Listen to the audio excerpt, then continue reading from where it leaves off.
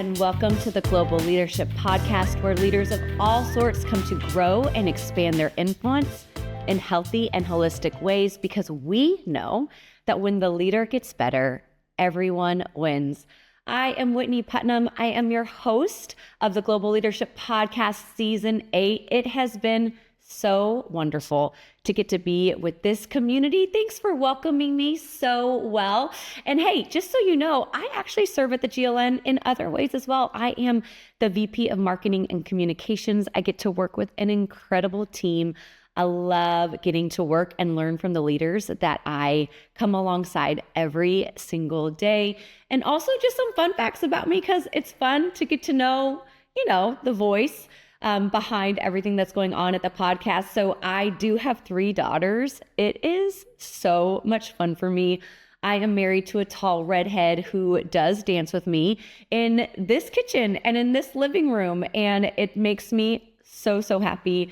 I have been known to drop confetti into greeting cards. So just in case you get a greeting card for me, there might be confetti in it. And I am deeply passionate about men and women advancing the kingdom of God together.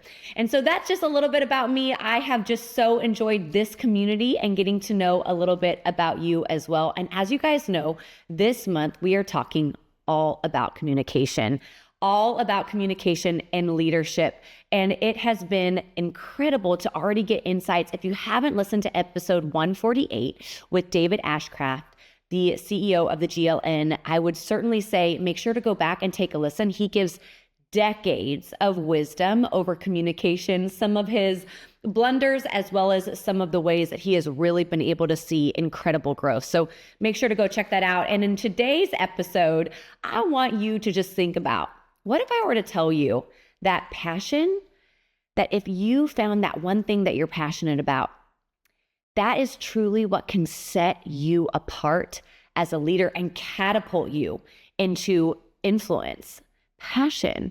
So our guest today talks deeply about that and his own journey through that. And also not just passion, but what if also you started considering not just the words that you said, but how you said them? So our guest today literally has created an incredible way for us to view not just the words we say, but how we say them. So in today's episode, David Ashcraft, CEO and president of the Global Leadership Network, interviews Erwin McManus, and this is at the 2024 summit.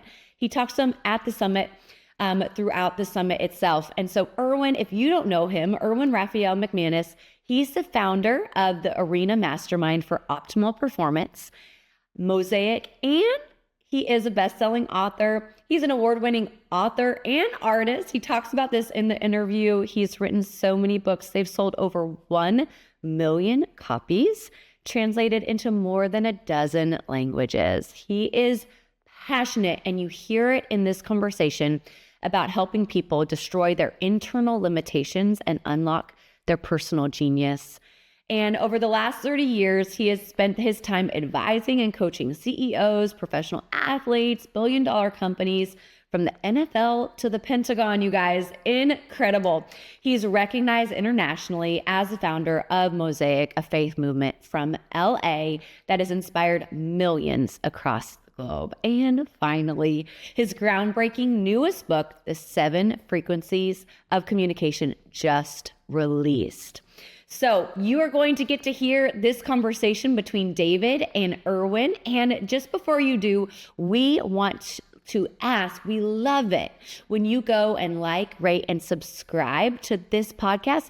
It honestly is a way that we can get this content out to more and more people and serve more and more leaders. So thanks so much. When you do, let's jump right in. Well, Erwin, it's good to have you here on the Global Leadership Network podcast. Thank you for taking time to be with us. Appreciate it very much. I'm so glad to be with you, man. I'm excited about the event. Every time I come to the summit, I'm just absolutely wired. So you're obviously a leader. You're a pastor. Do you consider yourself pastor, leader? I know you have a variety of different titles that you use. And so when you think of yourself, how would you describe yourself to people? I just describe myself as a human. That's simple. I think most of the roles, I think of things as roles, not as my essence. Okay. So people say you're a pastor. I said, no, I pastor, but I'm also an artist. I'm also a creative. I also I design clothes, I write books, I made films, and to me, they all come out of the same core. Mm, And I know we love categorizing people by what they do, and I yes. think it's much better to begin to understand ourselves by who we are. Yeah, that's good. Yeah.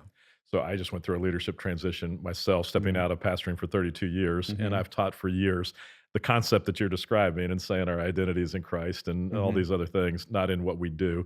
But stepping away after 32 years, it was all of a sudden like, oh my, who am I now? And Mhm. what's my identity? So it's fascinating, and it's good to hear you talk about that. Living it for me was different than talking about it and challenging. Yeah. So it was interesting. I also think a part of that dynamic of it is that I've been in LA for the last 30 plus years. And when I started Mosaic, I wasn't funded. I didn't have like a support system. I had to work full time outside. So I've always had a career Other outside of the jobs. church. Interesting. And so I never had, in a sense, the opportunity to have a singular identity. And so I look back and I realized maybe that's just the way God wanted my life designed, where I always had multiple hats. I just had to Yeah. just keep putting them on throughout the day. So when did leadership become part of your even thought process? Did you grow up as a kid and you were a leader with your peers? Or at what point did leadership become important to you? Or did you even notice yourself as a leader? I think I noticed myself as a non-leader, Okay, and interesting. early on. Yeah. I have a brother named Alex. He's almost 2 years older than me, but we're in the same grade, and so we started kindergarten together, first grade, all the way through 12th grade. Okay. So I always saw myself as the anemic twin. I Mm, didn't know really that I was much younger. I just thought we were the same.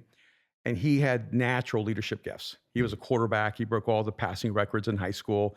mm, He just took over the huddle. I would watch him lead, and I knew whatever he brought to that moment, I did not bring. mm. And we always grew up in Miami playing sports on the streets, and he would be one captain, and our other friend would be the other captain, and I would always be the last one picked. Mm, And I remember I literally woke up on Saturday morning saying, "I'm done being the last person picked." mm. And I walked outside and I said, "Hey, I'm the other captain." And the guy who was always against my brother said, "Great, I'm so tired of losing." And he went on my brother's team. And so I reversed my entire strategy. My brother was so superior and he always won. So I took the worst players first. Hmm. And I was probably 12 years old. Hmm. And I decided I would take the players that never got picked so I Hmm. could create a different environment for them. Hmm. And I found that when I took the worst players or the players nobody wanted, that they accelerated really quickly in their learning. Interesting. And so I learned how to develop people at a very, very young age. And when I was in 7th or 8th grade, I was the elementary school track coach. Okay. So they Wow. gave me the whole team. Okay. We had basically an undefeated track season. And so I learned really early on that I could outperform my own lack of talent by building into people who had more talent than me. Good. And so my ceiling in my mind was never based on how gifted or talented or intelligent I was, but what kind of people I could invest myself into and pour into. And that became the measure. So I think early on, I saw the power of leadership. I saw the power of developing people. And then so by the time I was in high school, I was already somewhat of a natural leader, Yeah. but I wasn't a groupthink person. I was very much an outlier. I didn't fit naturally into any social construct. It was really So when, even yeah, then, Erwin in high school, was it more the outcast that you tended to connect with more? I You was talked about that. completely the outcast. Is that right? Yeah. Okay. Yeah. So by the time I went to college, I didn't go to college right away. I didn't know what I was going to do with my life. And I just random jobs, lumberjack, carpenter, construction, any job I could get, I just did. And then I realized my life was going nowhere. And I wasn't a person of faith. So I didn't have a compass that was designed in my relationship with Jesus. I was just trying to find meaning in life. I found philosophy, and I felt like an entire world was opened up for me. Hmm. And I think people have different composites of leadership capacities. And for me, thinking became my leadership space. Hmm. Somehow, when I began to struggle and grapple with new ideas, with concepts, all of a sudden I had a massive amount of influence. And I realized that there was this interesting combination of if you can think uniquely and unite people together on a common cause, you can really make a difference. And a lot of that was before I came to faith. And then when I came to Jesus, it was So as in what if- way were you leading in that case then? Not Were you always in the best settings? ways. Maybe you shouldn't ask. No. I mean, one funny thing is I was at Elon University before I went to University of North Carolina, Chapel Hill, and they asked me to be on a panel with students. I don't know why. And they were doing this student rally kind of thing, asking what can we improve in the university? And none of the students cared. It was just apathetic in that moment. And I grabbed the microphone and I just said, so you love the food? And they go, and I started creating this rally against the food company. Mm-hmm. And the president of that food company flew to the university to meet with me. Is that right? And they changed, you became the spokesperson. and they huh? changed the conditions of the cafeteria. Did they really? Now, were you actually, did you even care about the food at that Not point? that or you much. were- I was just, you know, just stirring people up. I just hated apathy. And I didn't like the food. Yeah. And I did think we should have a higher quality menu. But I realized in that moment that if you have any level of passion, it separates you from everyone else. Hmm. And I still remember years later when I tried to raise a bunch of money for a project, I went and met with a really, really wonderful Christian billionaire, drove out to Texas to meet with him, sat down with him for dinner at a Chinese restaurant. And he brought the story up like 30 years later, which is hilarious. And I pitched my ideas to him and he said, I'm not going to give you any money, but it's rare to meet someone with so much passion. I got in my car, started driving back, and instead of being depressed about not being funded, I had this takeaway. I'm rare because I have passion. Hmm. And 30 years later, I'm speaking at this event with about 300 millionaires and billionaires, and he introduces me. And he remembered that moment. He said, 30 years ago, I met this guy, and he shared an idea with me, and I was wrong. Yeah. The idea worked. I just couldn't see it. Interesting. And Erwin, it seems like what you do in life with the different hats that you wear, it really is to some degree not chasing your passions, but chasing your passions. You're just doing what you're passionate about. So whether it's being an artist, whether it's being a pastor, you're just doing the things that you're passionate about. And then that sets you above, like you said, other people. Yeah, if you care deeply about something, if you care deeply about people, Yeah. you move into a very small percentile. Yeah. You know, most people are spending their lives just trying to survive Yeah. or make it through the day. And every once in a while, they'll have a moment where they're aware of someone else's pain or someone else's need or how they can make the world different. If you wake up every day with a sense of intention that you are created to do something that matters, that makes you really rare. Yeah. And if you have passion, it just changes everything, I think. Yeah. So along with your passion, I think one of Yeah. your strengths is communication, and you're definitely a gifted communicator. I remember, and it may even be Barbarian Way, where you talk about the different names of animal groupings. Yeah, that's right. As a church, we used that whole illustration. We were going through a building campaign, I think, and we talked about the rhinos being a crash. Wow. And so we all said, man, we want to be a crash. That's who we are as a church. So we went through a period where I've got rhinos everywhere That's on my amazing. office. And so We're people just give connected it to over me. the years now. That's beautiful. Exactly. And before I forget, your 12-year-old team that you were picking all the outcasts, did you win? I need to go back to that and ask because I was curious. Would you win? Yes. It would usually take 3 months to 6 months with the same people until they became a force. And then all of a sudden they started winning. Yeah. That's amazing. What'd your brother think? I think it would irritate him a lot. I would imagine, yeah. He would have to. Yeah. And he was so charismatic and so dynamic that the moment someone became really good, they would want to go play with him. And so I also realized that people are also seasonal in your life. You can invest in their life. It doesn't mean that they stay with So you. you could write a book on just lessons you learned by picking the team. Huh? Yeah. That's good. That's good. So let's talk about communication a little All right. bit. So obviously you were a communicator even in college if you were rallying the troops to go against the food company. Did you have formal training in communication, or it just really that was something that came natural to you? And I know you've written a book, and we'll talk about that in a minute, about communication, but where did you kind of flesh out that skill? Yeah, it's a really unexpected journey for me. I grew up incredibly shy, very introverted, very reclusive. I was in a psychiatric chair by the time I was 10 years old. And because my mom and stepdad really didn't know how to help me, I lived in my internal world. I would disappear in school into my head. My teachers couldn't pull me back. Sometimes I would become aware of the environment. Everyone would be gone. They would just give up and leave me in the room. So I'm not the person anyone thought would ever become a public speaker. Yeah. And then when I came to faith, I actually think what happened is for the first time in my life, I felt there was something important to say. Hmm. I think I just stayed quiet for 20 years because I don't think I Not anything felt worth I had saying. anything to say. Interesting.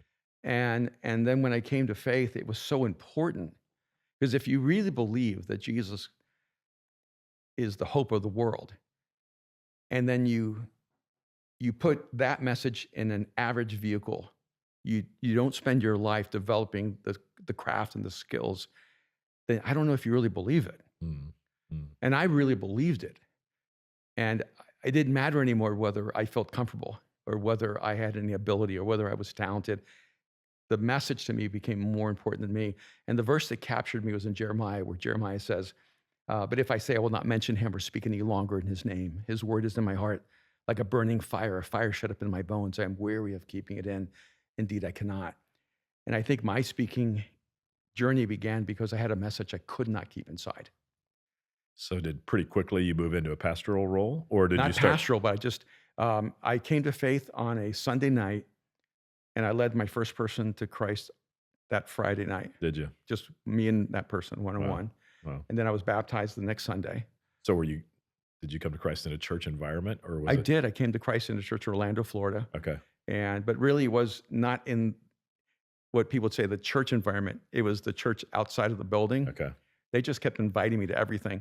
Okay. One of the leaders there hired me to work for his company just so he could have me around to share the gospel Is with. that right? And Okay. they would invite me to birthday parties and pool parties and lake parties. And they So you just, must not have been obnoxious with it. Otherwise, they wouldn't be wanting you around that way. I wasn't against faith. Yeah. I just didn't have one. Okay. But I had the opposite experience. People talk about their terrible church experiences. When I met Christians, I thought I just met the most extraordinary people in the world. Hmm. The kindest, most loving, happy, Hmm. authentic. And so my experience was sort of the counter experience. Yeah. I would argue with them and they would lose. But then they would say, Erwin, I can't answer your questions, but I just know that Jesus loves me. And it would really irritate me. Yeah. But I would walk away going, I may be winning the argument, but I like them better than I like me. And just the compelling nature of who they were as human beings is what really drew me in. And then I went right back to college. So I didn't have any discipleship or mentoring. I'd been a Christian 8 days and I went back to school. And it was just, it just was driving me to find a way to communicate. I don't know if I should say this, but this nun named Sister Marge Paulus left me a note at Elon when I came back to school. And she asked me if I could have coffee with her or breakfast with her. Yeah. So I met with her at a hamburger shop. And I'd been to Catholic church one time on campus.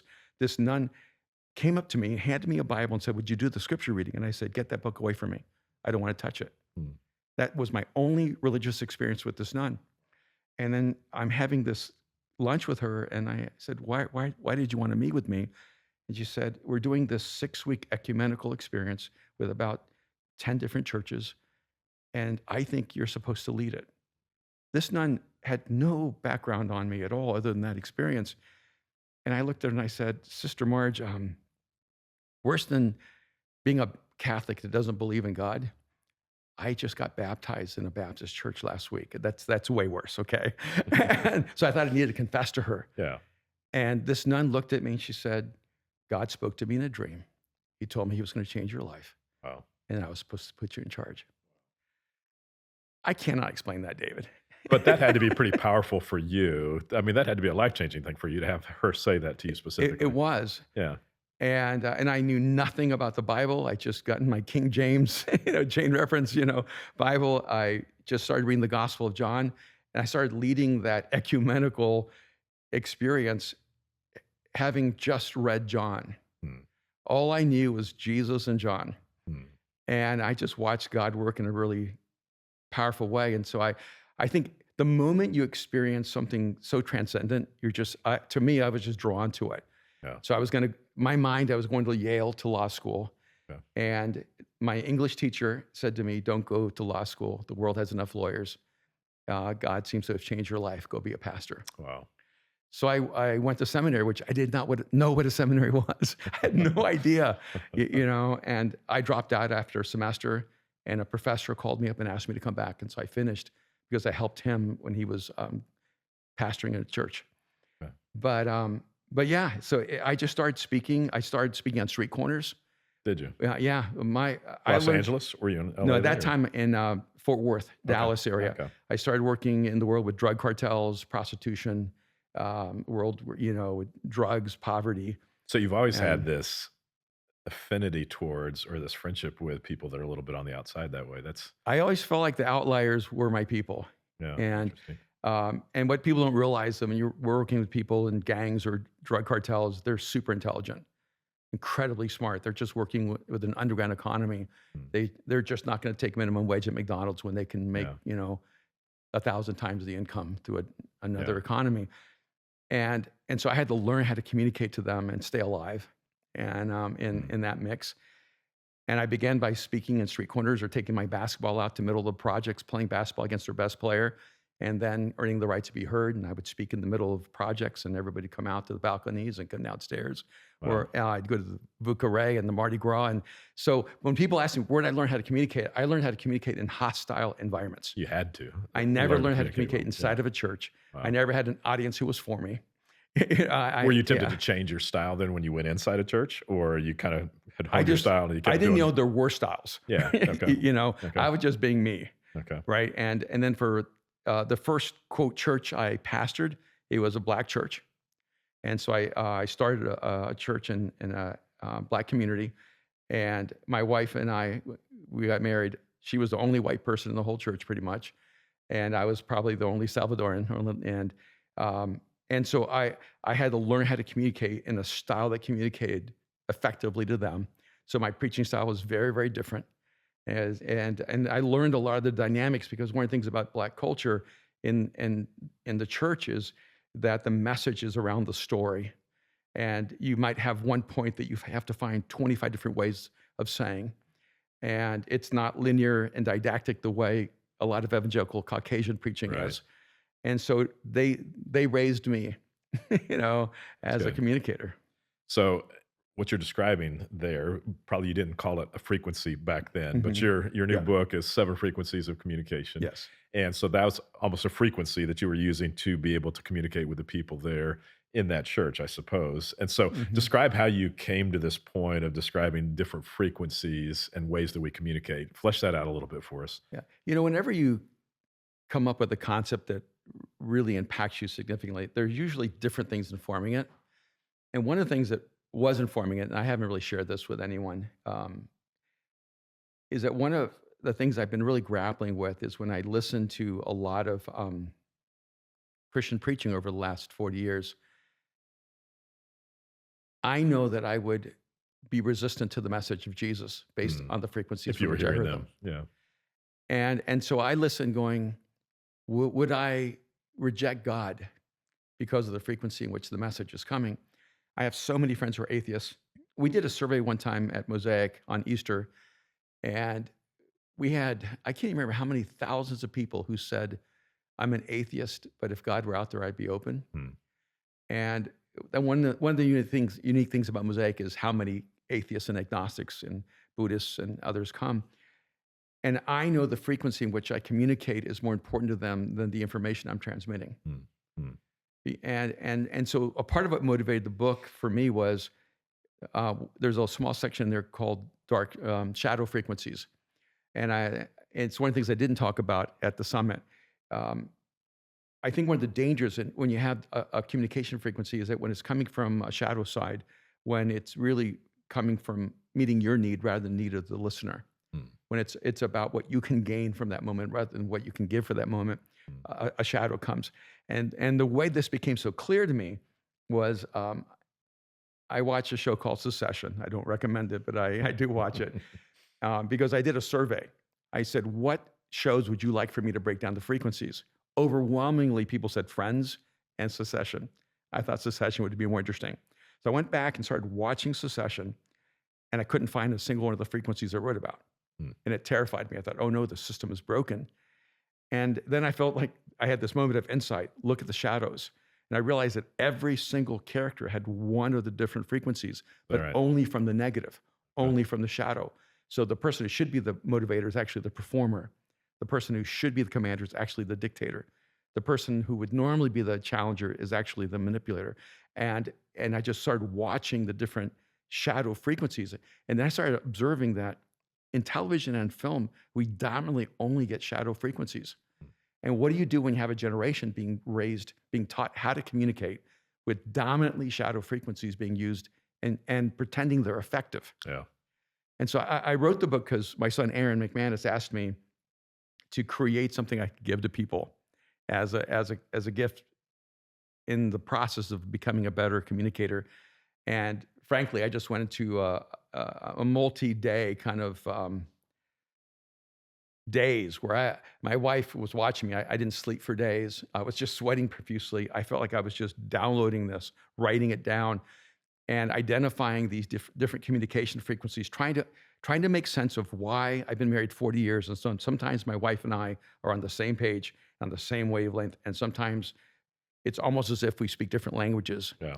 And when we have our worst fights, it's as if we just keep missing each other and missing each other. And everything I say is misunderstood, and everything she says, I mishear. And I realize that a huge part of it is not based on the words we say, but the frequencies from which we say them. So can you flesh that out a little bit more? So it's not words Mhm. when you talk about these frequencies. Yeah. I know you described yourself. I think I was in a setting where you described yourselves as more the Maven. I think is what you said. Yeah. And as I've listened to you talk, and as I've kind of gone through it, I think I'm more maybe the commander motivator. I don't know if those two go Yeah, together. they or not. do. Mhm. So it's more the presentation so much. If it's not the words, then can you describe what a frequency is? Yeah, What that means? yeah, the frequency comes from your essence. Okay. It would be um, the difference between someone saying, um,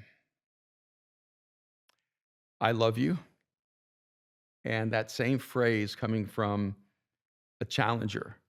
Like, and I love you could be it can actually come at you like, that's why I expect more of you.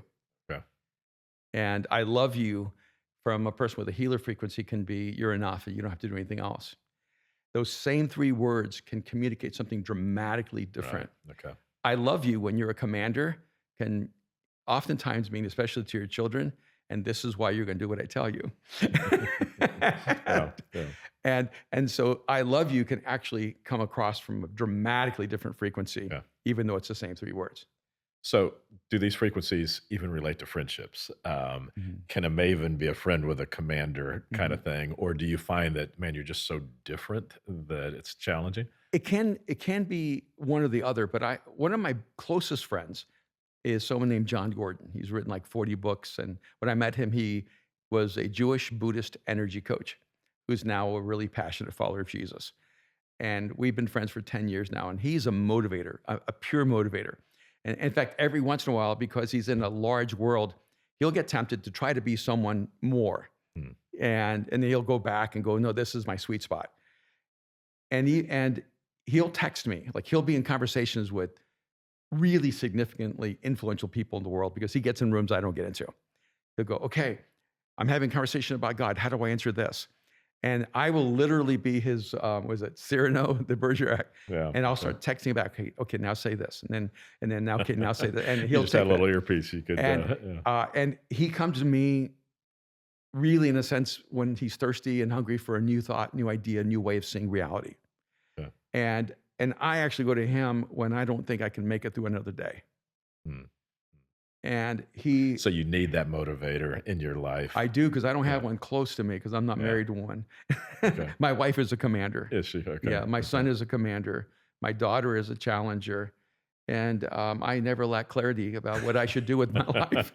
Lots of people telling you. So I have to have a motivator on call. Yeah, that's good. In my life. And without that person, and it's crazy. You think that at my age, with the life I've lived, I would never need someone to remind me that I'm okay, that I can do this. But I do. I have those days I just feel so incredibly discouraged, and I cannot find the internal energy just to suck it up and get back into the game. And then I talked to John, and I'm like, oh, wow, he believes in me more than I believe in me. Interesting. I was going to ask you when you talked about your childhood and Yeah. just kind of your pulling back inside yourself, do Yeah. you still have that tendency or is that gone for good? But it sounds like that still can come out. But I Yeah. mean, all of us have that self doubt from It times. does. And You know, the being trapped in my internal world isn't as dangerous as when I was young. I love my internal world, but now I go visit it in a healthy way, and I definitely spend a lot of time there. yeah, Um, but I'll tell you, there are times I've called my wife, and I'll say to her, I feel completely disconnected from everything, and I feel like I'm drifting alone in the world. And I have to remind myself, this feeling I'm having is almost like a flashback of what I felt when I was young, mm, mm. and it's not connected to something I'm actually experiencing in this moment. It's just a broken part of me. But it's probably huge that you can identify that you're feeling that It took me a way. long time Yeah. to just be honest enough with myself to go, Yeah. oh, this is just me a part of who I am, Yeah. and I just need to know how to navigate that well. That's good. Yeah. That's good. So, Erwin, we're talking to leaders. It could be pastors, it could be Mhm. business leaders, probably a lot of Christians. Mhm. What would you? Because is at least my observation of you Mhm. is you're a very strong leader, but you're not the traditional leader, Mhm. and you're a very strong pastor. I think we love to listen to you talk, but you're not the Mhm. traditional pastor either. What frustrates you? What do you wish most pastors? How do you wish we were different? How do we wish? Because again, we can get locked in our ways, and maybe it's the commander, maybe it's whatever it is. Mhm. Do you wish there were things that most pastors or leaders would do differently than they tend to do? Yeah, that's a big question, you know, and I think at different stages of my life, I might have answered that differently. Yeah, I think most pastors need permission. And, you know, because it's not that I want them to do it's not that I want them to do something differently. It's that I want them to see themselves differently. mm, And I think most of us are waiting for someone to give us permission in life. And if you're a commander, you might have enough self-efficacy to give yourself permission. And that may be even a part of the power of who you are as a human being. But a lot of pastors are really good people who have a dominant like healer frequency or professor frequency or motivator frequency, and they have better ideas than they implement. so the permission is to Be themselves. and play off the ideas that are there. Don't hold them all in. Yeah, and stop trying to be who you think other people need you to be, Yeah, but be who you authentically are. yeah, And because I think a lot of pastors can't bring their best selves to the room because they don't think that person will be accepted. yeah. And yeah, and so I just, and sometimes I'm hoping the book will give people permission and to discover their frequencies and be able to expand on them. And the book's dynamic; it's not static. I don't believe you have a frequency and then you can't access the other ones. It's not Okay. like a personality grid. Okay. And I actually think we have all 7 frequencies within us, and they are expressed at different degrees. And sometimes it's environmental, but I think there is a core frequency that's natural to you. Yeah. But when you're a really effective communicator, you usually have 2 or 3 frequencies. Okay. So the way you identified yourself as a commander motivator, that's exactly how I would tell you to process yourself, because you probably have 3 frequencies at least that you use on a regular basis, Okay. and you just navigate them in and out. Are Interesting. you a granddad yet? I am. Yes, and I love it. So you probably don't use your commander frequency with your grandkids. No, definitely not. And your kids probably are so angry. Wait a minute, how come you weren't like that with us? Right? Very much. So. Right. At some point, I told my wife, my 2-year-old granddaughter said, somebody needs to tell her no, but it's not going to be me. So, Right. And so when you so- become a grandparent, you suddenly discover that you do have other frequencies Yeah. available to you Yeah. that you didn't use with your children. yeah, interesting. And then especially if you're a high level leader, when you use a dominant frequency like challenger um, or commander, and then you take that home, it can become a train wreck Mm. because Mm. it's incredibly effective at work, and you're able Yeah. to relate that to other really strong people. And a lot of commanders like having other commanders on their team. Like my son, he's a commander, and he loves pulling commanders with him. They have a shortcut, like a secret language. They just move fast. They don't have to cater to each other. They don't have Yeah. to massage each other's emotions. They just know they need to Just get the do job it. done. Yeah, exactly. And I watch him, and that's his team. That's who he loves working with. And I probably am more nuanced. I've always seen people as very individualized components to a whole. I don't say, I need to communicate one way to everyone. I've always taken the time to communicate to each person the way I feel like they need to be communicated to. So It's a you would lot take this, harder. you take this on an individual level, not just a group setting as No, you no, think about this. very, This is, very much so. yeah, And then when I'm listening to a room, um, if you really pay attention, and I may tell a story about this at some point, but um, you can hear the frequencies of your listeners. You can hear the frequency of a room.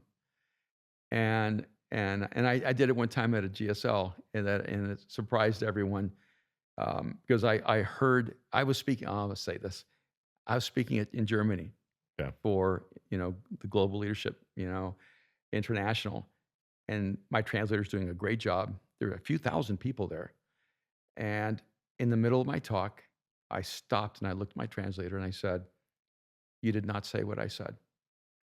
He said, "What?" I said, "You changed what I said. You didn't say what I said." And he goes, "You don't speak German. How could you know?" I said, "That's not the point. Did you change what I said because you did not believe what I said?" He goes, "Yes, but how could you know?" In front of thousands of people and you guys are having this conversation on the stage. on stage. No one remembered what I talked about. Everybody remembered that I'm moment. sure, yeah. And afterwards, he came up to me and goes, "How could you know?" And I said, "Because I don't listen to words. I listen to frequencies." And I could instantly feel his frequency change.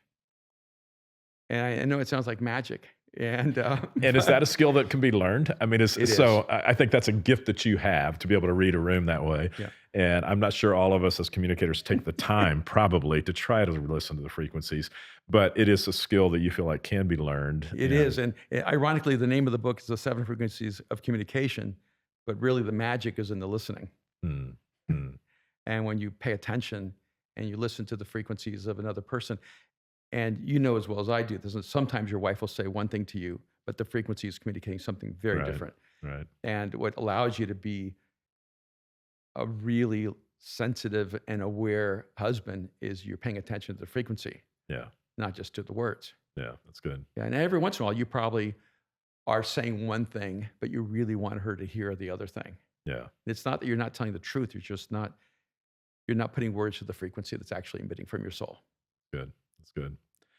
Your book is just coming out, right? We did a special edition just for the Global Summit. That's cool. That's good. We had to really hustle, but it was so much fun. We went to the warehouse. You guys went with us and picked up a bunch of these books for the event. And the book comes out September 10th. And so I'm just very, very excited. I think this is one of the most unique books I've ever written because it introduces an entirely new universe. It's not a book where you'll go, "Oh, I read that." And you may not agree with it, but it's new. And who all would you say ought to listen or ought to read the book? Is it for pastors, communicators? But all of us are communicators. And if you're talking about this is something that can be done individually, not just in a group setting, it's really for everyone. Yeah. About 40 years ago, I was asked what will be the competency that will dominate the future. And I said creativity. And I'm pretty sure I was proved to be right. Hmm. But there's a shift. And I think the dominant competency for the future is communication. Hmm. If you can communicate effectively, I don't mean hold 1,000 people captive on a stage. I mean effectively connect to another human being, whether it's at work or at home or just in everyday life. You will remove every ceiling from your life. Communication will be the ceiling that will hold people back or unlock their potential and future. That's good. I would agree. Yeah. Erwin, thank you. It's fun to talk to you. It's fun to have you being a part of the Global Leadership Summit this year and appreciate the friendship that you have with the GLN. I appreciate what you're doing ministry-wise, and looking forward to the book being out and reading. I've heard you talk about it, but this will be fun to actually read it. And it'll be interesting for me to try to say, okay, can I learn to hear those frequencies the way you describe it? That's a skill I would love to be able to improve on. So, and I just don't want to leave without saying thank you so much for the leadership you bring and the way that you've navigated a really important ship through a tumultuous storm and moved it to a future that is better than the past. Yeah, well, thank you. I think that there's a bright future for the summit and the GLN, and excited to be a part of it. So, Erwin, thank you. Thanks for being a part of it. Much. Appreciate it. All right. Wasn't that conversation fascinating, you guys? I certainly know that I feel like I kind of got a behind the scenes view of Erwin's life. Who would have ever guessed that he was the outcast and that his big brother, that he had that kind of relationship with his big brother, and he started recruiting all the other outcasts to build teams, and he would grow them over that 3 to 6 months.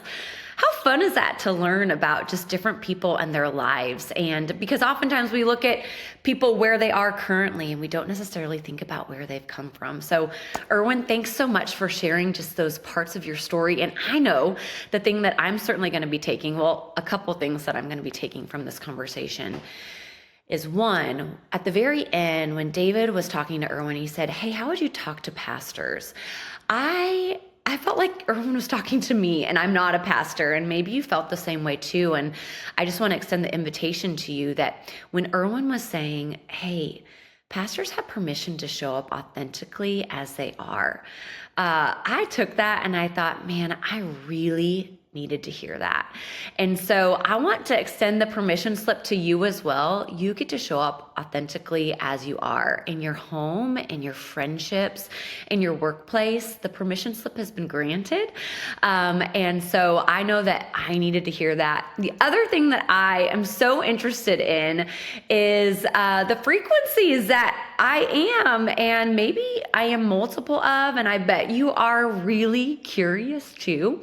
And so one thing that's interesting is I know, because I heard Erwin share his talk at the summit, I know that when he was listing the different frequencies, my teammates all looked at me and they said, you're the motivator, Whitney, that's who you are. And so I certainly know that.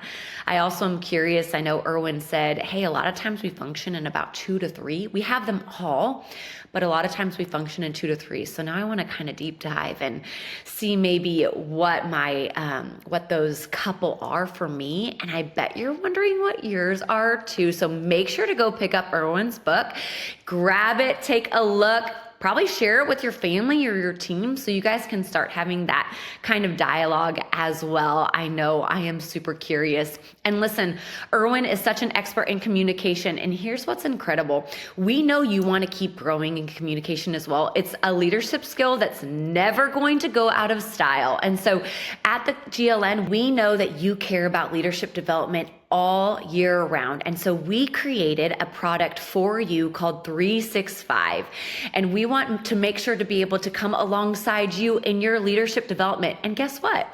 This month in our 365 resources, we're talking about communication. In fact, if you subscribe this month, you will actually get Erwin's full summit talk where he talks about each of the frequencies. So if that's interesting to you, make sure to go check out globalleadership.org/365 and see how these products can come alongside you in your leadership development.